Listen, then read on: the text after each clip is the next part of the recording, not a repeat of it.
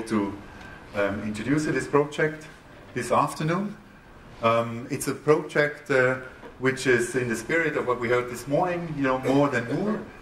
We like to use silicon or fabrication, microfabrication technology to do not computation, but to do sort of going into liquid environment, chemical environment, doing producing biosensors using this technology. Now, if it comes to sensing, so we already heard a couple of things. So the sensors I'm talking about are systems which can detect molecules typically on a surface with some specificity, and this is given by the molecules which are tagged on the surface here, and that's the way it would work. And the way you would detect it is then the question is, how can you read what is bound on this surface? And the way you can do this, there are many different methods. We just heard one before, you detect resonance frequency of a cantilever is one possibility. This is mass change. And the more commercial, the bigger systems, they use quartz crystal microbalances, or we will also hear tomorrow something about strain in cantilevers, which induce then some bending. You can use in DNA, people use fluorescent labeling, and then you can look at these chips here. You can look at refractive index changes, because if you have this on the surface, that changes the environment, changes the refractive index, and you can measure this, for example, by using this type of systems here, Bragg couplers, or by using metal films and surfaces, plasmonics. And then eventually you can also do electronic system, direct electronic system. Impedance spectroscopy is a keyword, or cyclic voltammetry, measuring currents. And the last one is the potentiometric sensors, and that's what we are aiming at, doing potentiometric sensors in an integrated fashion. Now, potentiometric sensing is essentially measuring potential in a simple case of a reference electron, a pH sensor, and it typically starts with a transistor. It's an electrometer, and it has a MOSFET in the input. And what we are doing here is an old concept. It's just having the liquid directly as a gate directly on the channel of the transistor, as indicated here.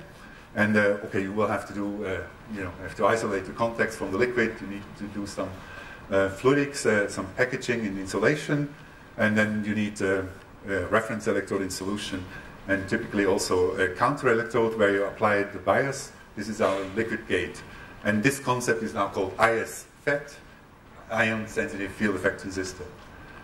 Now, okay, so what we measure, typically we'll measure the voltage of the reference electrode, and we'll measure the drain current here. So we measure the conductance through this channel as a function of liquid gate which we apply. Now, when you look at a transistor, you have a transistor characteristic. When you sweep the gate, this is what we're doing, and this shows such a transconductance curve. So conductance is a function of gate voltage for a functionalized channel here. And the way this thing works is potentiometric, and when you start, you look at this transistor characteristic. Now this would be a p-channel system here, an accumulation. Now it has a threshold, and if you now if there's some functionality which can trap these molecules, and these molecules bear some ions, or change some ion contribution close to the surface, then this will change the potential and shift the curve. So what we are aiming at is to measure so-called threshold shifts. And if you get more of these ions absorbed, okay, then the threshold shift is going to be larger.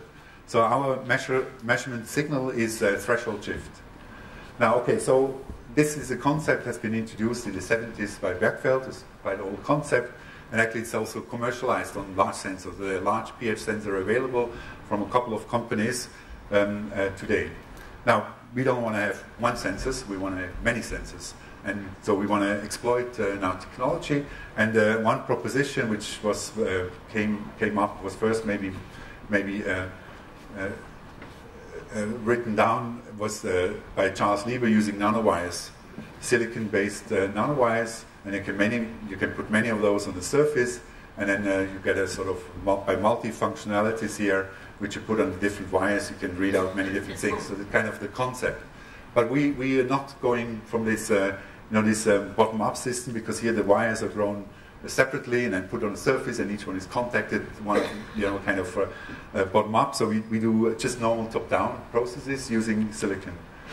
So our can make one such a wire in silicon. We do this together, these 3 knots here, fabrication technology, but we will also do many of those. So this one thing to scale it up.